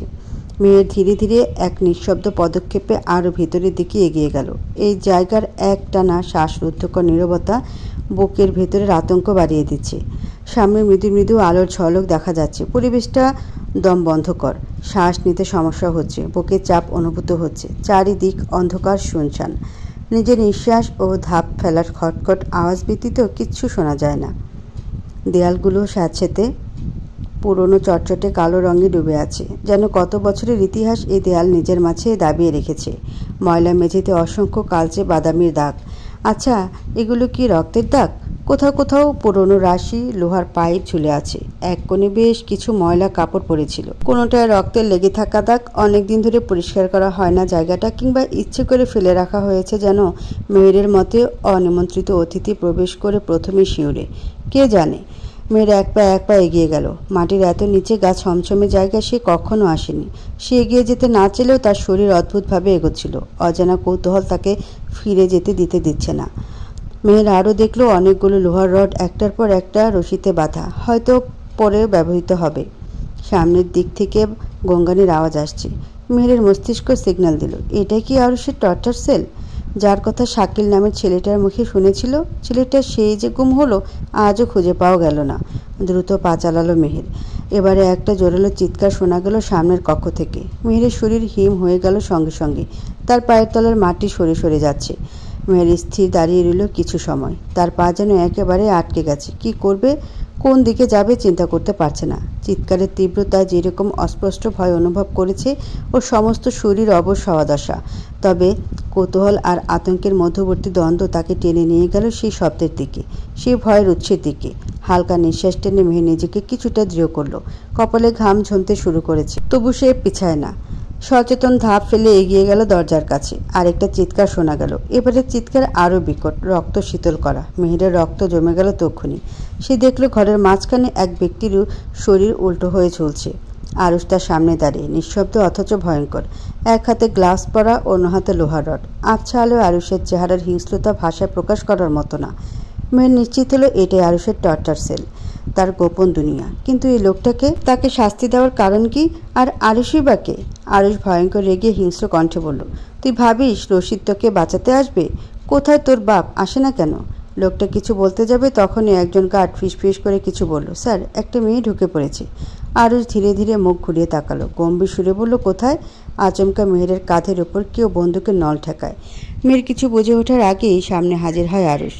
ধীর অথচ তীব্র দৃষ্টিতে তার দিকে তাকিয়ে আরুষ গর্জন করে বলে, তুমি এখানে কি করছো? আরুষের গলায় কোনো উষ্ণতা নেই, ঠান্ডা অথচ ভয়ঙ্কর এক ধরনের ক্ষোভ। মেয়ের কিছু বলতে পারছিল না, গলার সুর যেন হারিয়ে গেছে। চারপাশে দাঁড়িয়ে থাকা রোবটের মতো লোকগুলোর চোখে সন্দেহ আর শীতল নিষ্ঠুরতা। ভাবসাব এমন যে মেহেরকে এখানে পুঁতে দিতে তাদের হাত কাঁপবে না। মেয়ের কাঁপা কাঁপা সুরে কিছু বলতে যায়, আপনি আর আর এর মেয়ের কথা শেষ করার আগেই আরুষ একটা ধমক দিয়ে উঠল, একটা কথাও না, এখানে আসা তোমার উচিত হয়নি। কেঁপে উঠল সরু শেলের নিষ্প্রাণ স্থানটা। দেওয়ালে বাড়ি খেয়ে প্রতিধ্বনিত হয়ে ফিরে এলো মেহেরের কানে। মেহের কেঁপে উঠল, অস্থির প্রাণে পানি নেই, গলা শুকিয়ে কাঠ। এত ভয় কেন লাগছে? আরুষ এক ধাপ এগিয়ে এলো তার দিকে, তারপর কঠিন গলায় বলল, এর শাস্তি পেতে হবে তোমাকে। মেহের আতঙ্কে পিছু হটতে চাইল, কিন্তু তখনই সে অনুভব করলো তার নাকে কোনো একটা কাপড় চেপে ধরা হয়েছে। চোখ ধীরে ধীরে ঝাপসা হয়ে আসছে, মাথা ঘুরছে। মেহের টলতে লাগলো, কিন্তু কেউ তাকে শক্ত করে ধরেছে। শেষ মুহূর্তে চোখ বন্ধ হওয়ার আগে সে শুধু আরুষের গভীর অন্ধকার দৃষ্টি দেখল। তারপর সব অন্ধকার। মেহেরের যখন জ্ঞান ফিরল তখন ঘড়িতে ভোর 5:30। চোখ খুলতে তীব্র লাইটের আলো চোখ বন্ধ হয়ে গেল আবার। তার মাথা ভীষণ ভারী লাগছে। চোখ ডলে মেহের বড় বড় করে তাকায়। কিছুক্ষণ পর ধীরে ধীরে চারপাশ পরিষ্কার হয়। মেয়ের তড়িঘড়ি উঠে বসতে চাইল, কিন্তু গায়ে যেন কোনো শক্তি নেই। চারপাশে তাকিয়ে দেখল, পরিচিত আসবাব, নরম বিছানা, জানালার পাশে সাদা পর্দা। এটা তো আরুষের ঘর, সে শুয়ে আছে আরুষের বেডরুমে। ঠিক তখনই দরজাটা খট শব্দে খুলে গেল। আরুষ ট্রে হাতে ঘরে ঢুকলো। ট্রেতে গ্লাস ভর্তি গরম দুধ, এক পাতা নাপা এক্সট্রা সেদ্ধ ডিম, সাথে তার কঠিন অভিব্যক্তি। ঘুম ভাঙল? আরুষ ঠোঁটের করে মৃদু বিদ্রুপের হাসি ফুটিয়ে জিজ্ঞেস করলো মেহেরকে। মেহের ধীরে ধীরে উঠে বসলো। তীব্র দৃষ্টিতে তাকিয়ে রইল কিছুক্ষণ। রাগে শরীর কাঁপছে। মেহের বিছানার চাদর মুঠো চেপে ধরল, চোখে আগুন জ্বলছে। আপনি আমায় অজ্ঞান করেছিলেন? আরুষ ধীরপায়ে মেহেরের দিকে এগিয়ে এলো। চোখে কোনো অনুশোচনা নেই, চাহনি গভীর, যেখানে কেবল অন্ধকার। হ্যাঁ, একটা মাত্র শব্দ, অথচ সেই শব্দের মধ্যে ছিল অসীম ক্ষমতা, অধিকার বোধ আর ভয়ঙ্কর এক নিয়ন্ত্রণ। মেহের দাঁতে দাঁত চেপে উঠে দাঁড়াতে চাইল, কিন্তু মাথা এখনও ভারী লাগছে। আরুষ এক হাতে তার কাঁধ চেপে ধরল। মেহের বাধা দিতে গেল, কিন্তু পরক্ষণে অনুভব করলো আরুষের আঙ্গুল তার চিবুক ছুঁয়ে দিয়েছে। একটা শীতল স্পর্শ, নরম অথচ দৃঢ়। আমার কাজে বাধা দিও না মেহেরজান। আরুষের গভীর ধোঁয়াটে অন্ধকার। আরুষ ধীরে ধীরে তার মুখটা নিজের দিকে টেনে নিল। মেহেরের শ্বাস আটকে গেল, গলা শুকিয়ে এলো, কিন্তু দৃষ্টিটা একটুও সরালো না, নয়তো ফল খুব খারাপ হবে। ঠান্ডা হুমকি দিয়ে বলল আরুষ। তার আঙ্গুল মেহেরের গালে অবাধ বিচরণ করল। নরম অথচ শীতল ছোঁয়া, যেন মকমলের চাদরের নিচে লুকিয়ে রাখা ধারালো ছুরির ক্ষীণ স্পর্শ। তুমি কি চাও আমি সত্যি শাস্তি দেই? মেহেরের দৃষ্টিতে আগুন মাত্র, ভয়ের ছিটে ফোটাও শরীর ছোঁয়নি। আপনি ভয় দেখিয়ে আমায় থামাতে পারবেন না। আরুষ মৃদু হাসল, যে হাসি ঠান্ডা গভীর ধোঁয়াটে। ভয় না মেহেরজান, আমি ভয় দেখাই না, আমি শুধু শাস্তি দিই। দুম করে মেহেরের মস্তিষ্কে ধাক্কা দিল আরুষের আওড়ানো বলি। আমি ভয় দেখাই না, শুধু শাস্তি দিই। ডায়েরিতে এমনটাই লেখা ছিল না? আরুষের ঠোঁট মেহেরের কানের কাছে পৌঁছালো। ক্ষীণ কণ্ঠে আরুষ তাকে সতর্ক বার্তা শোনালো, তুমি যদি আবার আমার পথে আসো তাহলে তোমার সব সীমা আমি ভেঙে রেখে দেব। গভীর ফিসফিসিয়ে গলার স্বর যেন শীতল আগুনের মতো ছড়িয়ে গেল মেহেরের শরীরে। আর তোমাকে ভাঙতে আমি বেশ পারদর্শী মেহেরজান। মেহেরের দম বন্ধ হয়ে আসছিল। সে কিছু বলার আগে আরুষ সোজা হয়ে দাঁড়ালো, হাতটা সরিয়ে নিল, তারপর ঠান্ডা দৃষ্টিতে তাকিয়ে বলল, এগুলো খেয়ে রেস্ট নাও, আমার ধৈর্যের পরীক্ষা নিও না। তারপর বড় বড় ধাপ ফেলে আরুষ দরজার দিকে এগিয়ে যেতে লাগলো। আরুষ দরজার দিকে পা বাড়িয়েছিল, কিন্তু হঠাৎই পেছন থেকে মেহেরের কণ্ঠস্বর বজ্রপাতের মতো আছড়ে পড়ল, আমার থেকে সত্যি লুকানোর অধিকার আপনার নেই। মেহেরের গলা কাঁপছে, কিন্তু কণ্ঠস্বর অটল। আরুষের কদম থেমে গেল, আস্তে আস্তে ঘুরে দাঁড়ালো। মেয়ের ততক্ষণে উঠে দাঁড়িয়েছে, হাত মুষ্টিবদ্ধ। দ্রুত ড্রেসিং টেবিলের ড্রয়ার খুলে একটা ছেঁড়া সংবাদপত্র টেনে বের করে আনলো। খবরের কাগজের পাতাটা পুরনো, কোনাগুলো ভাঁজ করা, কোনো মতে টিকে আছে যেন। আমার বাবার মৃত্যুর সংবাদপত্র আপনার কাছে কি করছে? কেন রেখেছেন? আরুষের চোখ ধূসর গভীর, তীক্ষ্ণ দৃষ্টি মেয়ের দিকে নিবদ্ধ। মেয়ের হাত কাঁপছিল, কিন্তু সে দৃঢ়তার সহিত তাকিয়ে প্রশ্ন ছুড়ল, বলুন মিস্টার শেখ, আপনি কেন এই খবর সংরক্ষণ করে রেখেছিলেন? কি সম্পর্ক আপনার আমার বাবার সঙ্গে? আরুষ কয়েক মুহূর্ত নীরব হয়ে থাকলো, চোখে একরকম নিস্তব্ধতা খেলা করছে। বোধহয় মনের মধ্যে অগণিত কৌশল ঘুরপাক খাচ্ছে। তারপর সে ধীর পায়ে এগিয়ে আসে মেহেরের একদম সামনে এসে দাঁড়ালো। সংবাদপত্রের দিকে এক ঝলক তাকিয়ে আবার মেহেরের চোখে চোখ রেখে বলল, তোমার মনে হয় সব উত্তর জানার যোগ্য তুমি? মেহের এক চুলো পিছু হটল না, প্রতিরোধ সুরেও উত্তর করল, আমি শুধু যোগ্যই না, আমি জানতে বাধ্য, কারণ এই সত্য আমার জীবনকে অন্ধকার করে রেখেছে। আরুষ দীর্ঘশ্বাস ফেলল। কখনো কখনো কিছু উত্তর জানার চেয়ে অজানা থাকাই ভালো মেহেরজান। কে বলতে পারে সত্য জানার পরে তোমার জীবনই অন্ধকারে তলিয়ে গেল। আমি ভয় পাই না, যে কোনো পরিস্থিতির জন্য আমি প্রস্তুত। আরুষ হেসে ফেলল, সে ঠান্ডা উপহাস মাখা হাসি। তোমার এই নির্ভীকতা আমাকে মুগ্ধ করে, কিন্তু একই সাথে অবাকও করে। মেয়ের বুক ধুকপুক করছে, শ্বাস নিতে কষ্ট হচ্ছে, তবুও সে দমেনি। চোখের সামনে দাঁড়িয়ে থাকা লোকটা এখন আর রহস্য নয়, বরং এক ভয়ঙ্কর বাস্তবতা। আরুষ তার দিকে ঠান্ডা দৃষ্টিতে তাকিয়ে ঠোঁটের কোণে এক অদ্ভুত বাঁকা হাসি দিল। ধীরে ধীরে সে মেহেরের হাত থেকে কাগজটা ছিনিয়ে নিল এক ঝটকায়। গলা দিয়ে বেরিয়ে এলো এক গভীর চাপা স্বর, একটা কথা মনে রাখো মেহেরজান, যা জানার জন্য তুমি মরিয়া তা হয়তো তোমার কল্পনার চেয়েও ভয়ঙ্কর।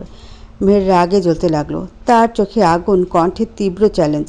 কিন্তু আমি জানবো, আপনি আমায় ভয় পাচ্ছেন? আপনি ভীষণ পাপী, তাই না? আমার কাছে ধরা পড়ার ভয়ে আপনি মুখ খুলছেন না? চিৎকার করে বলল। আরুষ দ্রুত এগিয়ে এলো, একদম কাছে, এতটাই কাছে যে তার নিঃশ্বাস মেহেরের গালে এসে লাগছে। সে ঠান্ডা সুরে ফিসফিস করলো, চিৎকার করো না জান, অনেক কষ্টে ধৈর্য ধরে আছি, লিমিট ক্রস করো না, গলা ভেঙে ফেলবো। মেহের তবু দমল না, তার রাগ যেন উগড়ে দিতে চাইছে সমস্ত কষ্ট। আপনার হুমকি আমার আওয়াজ কমাবে না মিস্টার অমানুষ? কি করবেন? মেরে ফেলবেন? ও লোকের মতো উল্টো ঝুলিয়ে দেবেন? আরুষ আস্তে আস্তে হাসল, কিন্তু সেই হাসিতে ছিল এক ভয়ঙ্কর ইঙ্গিত। এক ঝটকায় তার আঙ্গুল মেহেরের চিবুকে তুলে ধরল, চোখে চোখ রেখে বলল, বউকে কি ওসব শাস্তি দেয় না বোকা? তোমার জন্য অন্য শাস্তির ব্যবস্থা আছে, এমনভাবে ধরবো 4 দিন বিছানা ছাড়তে পারবে না। আমার সাইন না বোঝার মতো বোকা তুমি নও। বাঁকা হেসে বলল, বিশ্বাস করুন, এসব আমার গা সওয়া হয়ে গেছে, যন্ত্রণা একবার দুবার দেওয়া যায়, বারবার না। আরও সেবার আরেকটু ঝুঁকে এলো, চোখে অবর্ণনীয় তীব্রতা। আমার ক্ষমতা সম্পর্কে তুমি অবগত নও, জাস্ট ইমাজিন করতে পারছো না। মেয়ের কণ্ঠ হঠাৎ নরম হয়ে এলো, এক অদ্ভুত বিষাদ নিয়ে বলল সে, আমার বাবা কিভাবে মারা গেছে? আরুষ কোনো জবাব দিল না, বিনা বিলম্বে ঘর ছাড়ল। মেহের তার চলে যাওয়া দেখল অগ্নিদৃষ্টিতে, মন তেতো হয়ে উঠল রাগে, ক্ষোভে। শরীর কাঁপছিল তার, নিজেকে নিয়ন্ত্রণ করার চেষ্টা করল না মেহের। এক ধাক্কায় ট্রে ফেলে দিল সাফেদ মেঝেতে, কাচের গ্লাস ভেঙে গুড়িয়ে গেল। এভাবে সে আরুষকে কেন ভাঙতে পারে না? দুপুরের কড়া রোদ জানালার কাছে আছড়ে পড়ছে। আরুষ অফিসের চেয়ারে হেলান দিয়ে বসে, এক হাতে জ্বলন্ত সিগারেট, অন্য হাতে টেবিলের ওপর রাখা ফাইলের পৃষ্ঠায় ধীরে ধীরে আঙুল চালাচ্ছে। জানালার ওপারের শহর ব্যস্ত, যানবাহনের শব্দ, মানুষের ছোটাছুটি, সব কিছু চলমান, অথচ তার ভেতরটা স্থির রহস্যময়। সে জানে কিছুক্ষণের মধ্যে রাশেদ খন্দকারের সাম্রাজ্য অর্ধেক ধসে পড়বে। প্রতিটি চাল সে নিখুঁতভাবে সাজিয়েছে, এবার শুধু গুটি ফেলার পালা। আরুষের ঠোঁটের একপাশে একটুখানি হাসি ফুটে ওঠে, শিকারে বুঝতেই পারছে না কখন সে শিকারে পরিণত হয়েছে। ফোনের ঘন্টি বাজল, ওপাশ থেকে বিনীত কণ্ঠস্বর শোনা গেল, বস, ব্যাংক অ্যাকাউন্ট ফ্রিজ করা হয়েছে, রশিদের পুরো ফান্ড আটকে গেছে।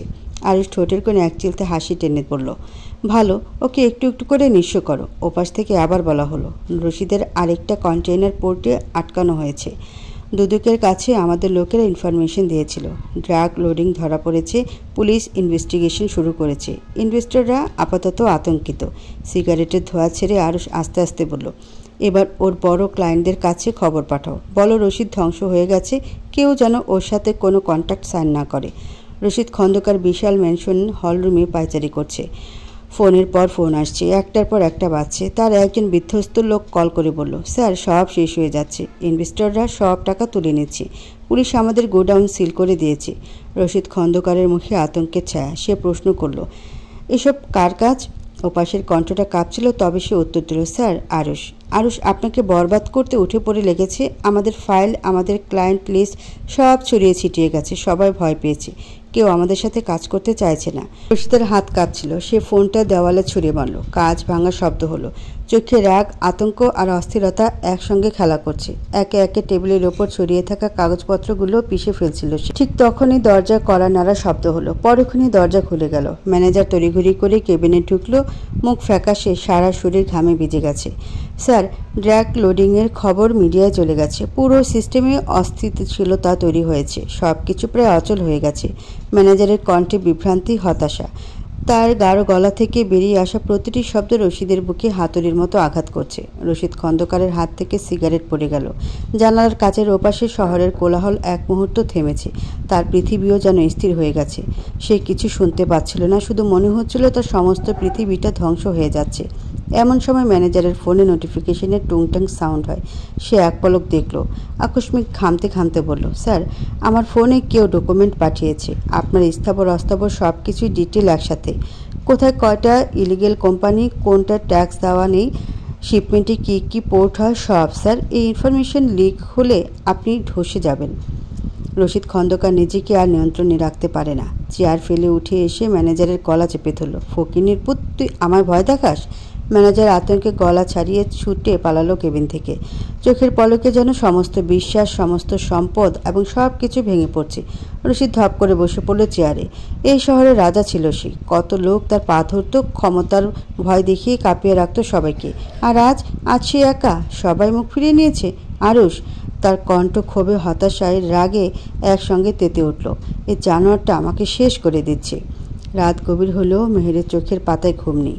মাথার ভেতর বারবার ঘুরপাক খাচ্ছে আজ রাতের ঘটনা, আরুষের শিয়ের নির্লিপ্ত চাহনি, শীতল হুমকি আর বাবার মৃত্যু সংক্রান্ত সংবাদপত্র।